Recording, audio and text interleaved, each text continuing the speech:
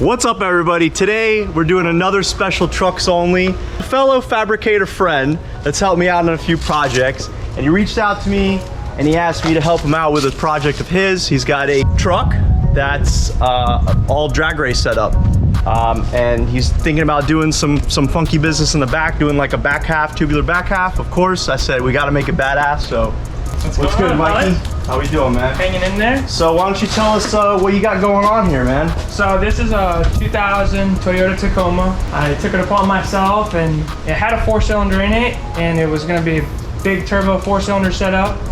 And my boss and I were talking. I work for Power by the Hour, so we do a lot of Coyote swap stuff. And I was telling him I was doing a 4-cylinder when I first started, and he said to me one day, he's like, why don't you quit being a bitch and just put a Coyote engine in it? Yeah, Jake has that impression on some of us about putting Coyotes in the trucks, so I did some homework, and we had a spare motor laying around the shop, and I was like, I don't know. I talked to my brother about it, and he was like, that's gay, you know. His is a little single cam turbo, and it moves pretty good, and that's what kind of like made me want to do it. But I wanted to do a dual overhead cam engine and a little different setup. So we did our homework, and we took the spare engine from work and we brought it home. We took the 4-cylinder out of it and put it in there, and just kind of like threw the engine in there, and we were like, damn, it doesn't fit that bad. It actually kind of fit, huh? So at that time I had purchased a turbo from my boss, and it was a Garrett, and that's right up here, huh? Yeah, it's what we were gonna use on the 4-cylinder truck. And I made the manifold, the engine's over there in the corner and all that, and it kind of just spiraled from there. We put the engine in there, made mounts for it. They're solidly mounted, and then we were gonna potentially run a Turbo 400 behind it, and my boss was like, nah, we're gonna put a 6R80 behind it. For sure. So we put a 6R in it, and it's got the Power by the Hour 40200 hub in it, so it's got a little different setup inside the transmission. Still 6R80, but it makes it 4 speeds instead of 6, and it's kind of more for a drag racing application. Kind of works better for the track. You can use it on the street, but it's way better for the track. So we put the engine in there, got the training in there, and we were like, well, where are we gonna put the turbo? So I was thinking over in the corner, and then I was like, nah, everyone does that. So knowing me, got a little crazy. We mounted it right up front and cut a hole in the bumper, fabbed all the pipes for it. Yeah, come check out some of this fabrication and here. Then decided to do bull horns on it. And so yeah, so you got what headers are these? These are the Flotex? No, these are the CG Fab ones. Guys out of Arizona, really good dude. We've used this stuff on a lot of builds at the shop. So I hit him up, and I told him what I was doing, and he hooked me up a little bit and took care of me. Got them knocked out pretty fast. They turned out awesome. Yeah, they look good. And the headers, I would have built them myself, but it was a little bit before I understand how to do it and knew how to do it. So I just paid the right people to do it. And yeah, I mean, as much as we want to fabricate everything ourselves, sometimes it's kind of hard. Time and money. I mean, you get it done, and you could kind of move on to more difficult tasks. Like right now we're doing a whole back half, so I mean you probably could have spent the same amount of time trying to figure out fabricate headers. Sure. If they have something, it fits, I mean it ships, like just kind of let it roll. But so, and then I took the mock-up motor back out of the truck, and there's a dude on Facebook. He had a wrecked 15 car S550 Mustang, and I hit him up about the engine and went and grabbed the engine. It had a couple issues, it wouldn't turn over. Took it all apart in a night at the shop. Figured out there was a couple little issues with it, got them fixed, put new rings in it, put head studs in it, and it's a completely stock engine, and there's nothing crazy about it. It's got oil pump gear, Gen 2 stock motor that's just freshened up. It should run just fine. I mean, all the engines we build, it has no issues, you know, so. We're gonna try to push the stock engine as far as we can go with it, and then when that day comes, we'll put a bigger turbo on it, bigger engine in it, and push it a little harder, so. It's gonna have a water to air intercooler setup in it. We haven't built that yet. As we're talking about it, people that have helped me out with parts, I actually hit up Harvey over at Hutch's Welding, and I got his badass manual brake set up. It's actually designed to work with F100, but we looked at it one night and it kind of Disclaimer, it's actually universal. Yes. So I told him, I was like, it'll fit whatever. As long as it fits, it ships. You know, it's all designed to be a kind of a universal application for swaps like this. Like, perfect example, if you had a booster, I don't know if a booster would fit. You'd have this booster and it would probably, you know, sit and hit that, and this would be all the way up here. So it kind of cleans up the engine bay and kind of relocates everything. And that's one issue we had is the booster was a problem. So that's when I came to you and we talked about it, and the holes were off like a ½ inch, and so we made the plate work and modified it, and then we put the master, put the badass big brake pedal, Hutch's brake pedal on it inside there, and hopefully it will stop the world. Well, it's gonna stop. So that turned out awesome as always, and then we kind of any other parts or whatever. Anybody else you want? All that Turbo Smart. Yeah, Turbo Smart. I don't know. I purchased all the plumbing and the wastegates and stuff like that. There's a local shop, is Havoc Speed. Anthony over there, he took care of me with the tubing, you know, helped me out and answered all my questions, ordered me stuff when I needed it. And big shout out to obviously the people that work for Power by the Hour. Jake has helped me out a lot with the control pack, and it's got a prototype Gen 2 Power by the Hour control pack on it that me and him worked together to design and make the connector work with our Gen 1 harness. See, got some R&D going on over there's here. a lot of wires, but it uses the PVH control pack, and Lund Racing will be tuning it. Alex over there, he's always takes care of me on all my customer stuff, and it's gonna be a little bit of a good old YOLO, man. Yeah, YOLO douchebag. So they have a control pack now for the Gen 2, right? No, we still use the Ford Racing control pack. Oh, so it is Ford Racing. But there's still some hurdles with the control pack deal, with getting the connector and some other things. But there's a couple vehicles out there that we've tested this with, and it worked awesome. I didn't want to use the Ford Racing stuff because, in my personal opinion, I've done a lot of swaps. The Ford Racing stuff is a little harder to wire, doesn't really make sense, whereas the PVH stuff, it's pretty much like we just did on the F100. We plugged all the stuff in, we touched 2 wires together, made sure it had fuel, and the thing started right up. You know? Like, that's what I'm about. Simple, easy, get it done. So our products work really well. You know, obviously I'm bragging on it because I work for but it. It does. I mean, even if it wasn't, and you know, we talk about that with other people. As long as it's a solid quality product that is, the idea is a solution for guys like us trying to build stuff, you know, in home garages or whatever. It's just an easy solution, or even at the shops. You know, it's like, look, I just need this shit done. I don't want to sit there and try to figure it out. So it's like 2 or 3 wires, plug it in, plug and play. You're going, you're racing. The other cool thing is like with the Power by the Hour stuff again, is like, this is a Toyota Tacoma. I put a Coyote in it, and you hook a couple wires up, and it's easy to do. It's not overcomplicated. It's not just for Mustangs. Everyone's like, oh, it's a Mustang swap kit, but it's like me, I have it in an F100 and another one in the shop. Like, it's not just for Mustangs. And or Ford. Like, look, you can put in whatever you want.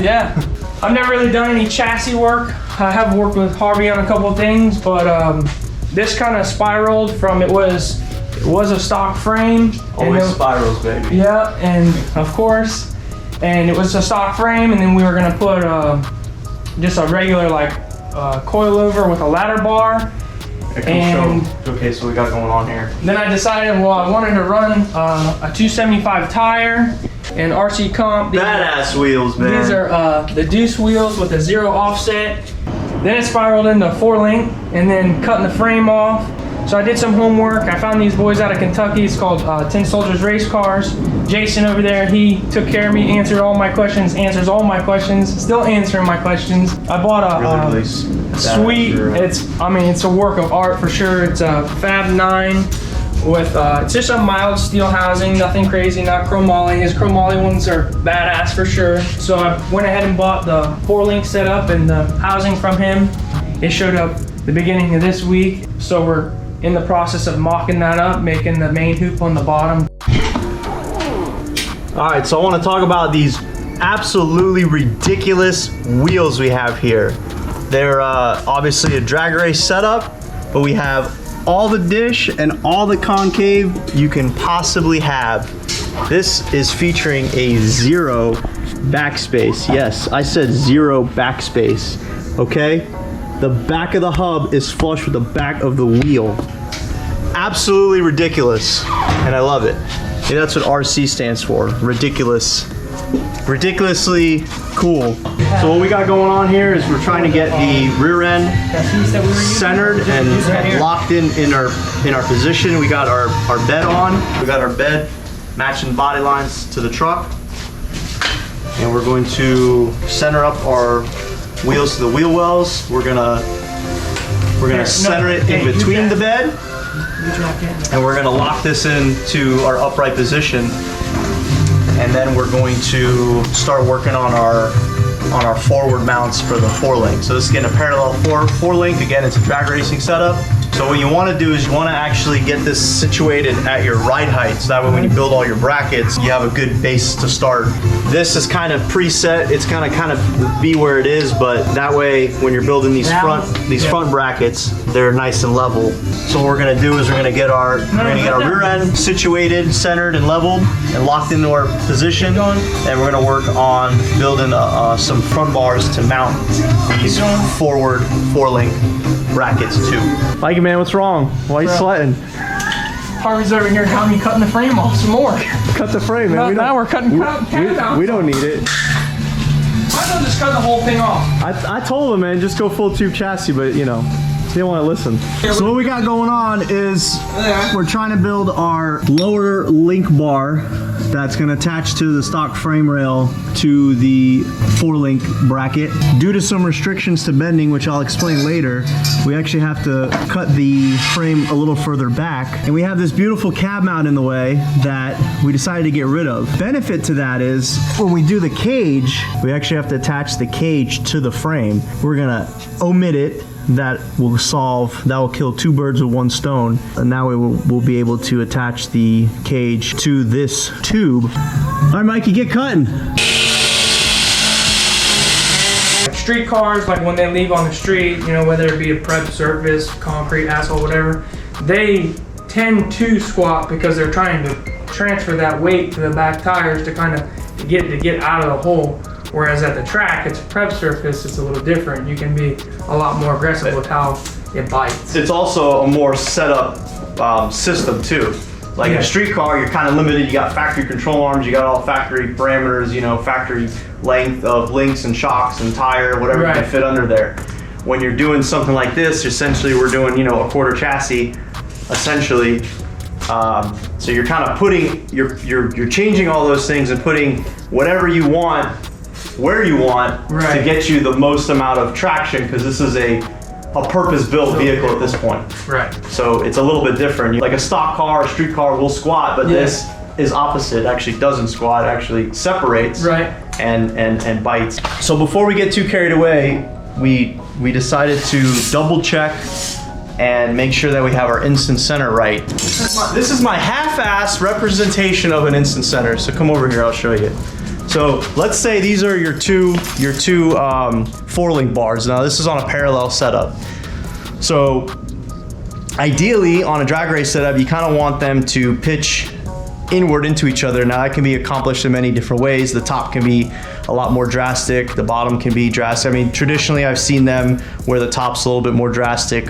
Again, a lot of different cars are different. So the idea is for these 2 bars, there's an imaginary line for them to intersect with each other in the center of the vehicle, or where the center of gravity is, the quote-unquote instant center. So we're actually calculating and making sure that where we're putting our bracket, we're going to have enough adjustability to be able to get our instant center correct. BaselineSuspensions.com allows you to go to a general instant center calculator, and here you can put in your measurements to figure out what your instant center is. So right now I'm just playing with some numbers. When I had this at completely flat level, like we were building it level just for generalization, it was giving us about 125% anti-squat. What'd you say, Mikey? About 100% is where you want to be? Yeah. Okay. So about 100% is where you want to be with your anti-squat. So the most important thing is setting up your suspension and getting it done the right way the first time. So it's kind of the same with like doing any kind of low rider stuff or lifted trucks. you want to build it right the first time and not have to cut it up. We got the front 4-link upper brackets readjusted. We actually needed to raise them up a little bit. We made a few phone calls. Jason over at Tin Soldiers Race Cars. Typically you want the bottom of that bracket to be more or less level with the pinch weld, and you want to set up your links in the middle of your adjustment holes. So this is our baseline, more or less. Being able to buy the products that all work with each other from good companies and good, you know, customer support, we're able to get to this position, and we're, you know, we all agree that it's a happy baseline to start. Let's go bend the pipes. All right, so now we're ready to bend our tube for our lower bracket. We have our mock-up piece made up with our dimensions, more or less, our measurements. On this particular application, we're actually gonna start from the center and work our way out. These guys have tacked on a lower support bar on the bottom of the rear 4-link brackets. Now we know our dimensions and how wide the fronts need to be, and we can start bending. So we have our test piece, and we wanna figure out our offset, where we're gonna offset our bend. So we'll put this girl back in here, just to mock it up. 38. We bumped it. So yeah, call it 38. Now this is just the way I do it. There's obviously badass software out there, you know, bending software to figure all this out. It's just my old school way of doing things. Good old pen and paper. You can actually feel the start of the bend.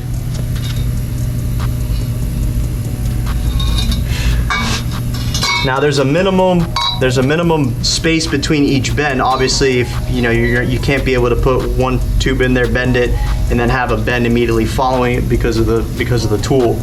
In this situation for this tool, it's 3.5 inches. So from the end of this bend to the start of our next bend is going to be 3.5.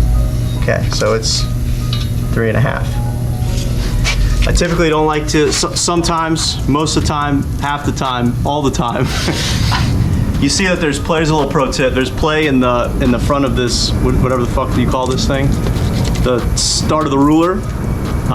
This could be, you know, a 1/4 inch difference. So anytime I make my measurements, I usually try to start at a number so that way it's perfectly in this line, because you can see here, your numbers could be a little bit off.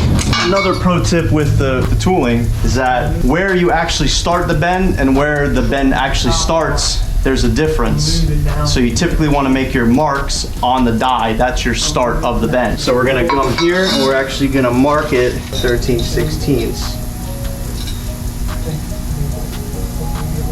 before the bend. And sometimes make yourself a little note. You can very easily mix this up and then you're screwed. Alright, we're at 29, 35. Oh. Measure twice, 3 times, bend once. You want to take the play out of this before you make your 0 mark. Yep. There you go. We're at 37.9.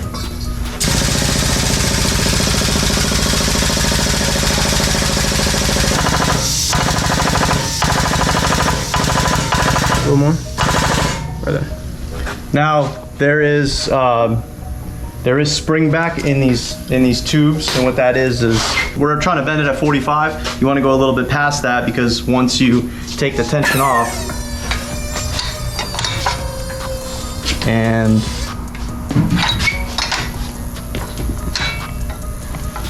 goes to 45.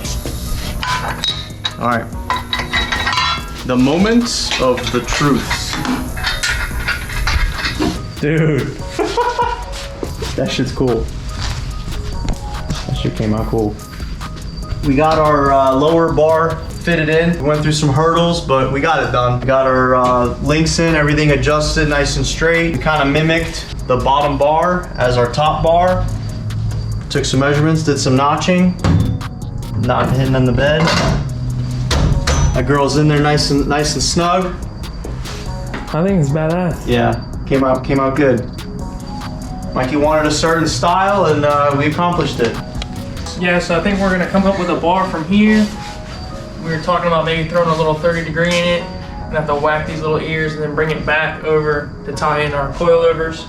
And then it will have like a little bit of a dovetail to hold potentially the radiator and the fuel cell.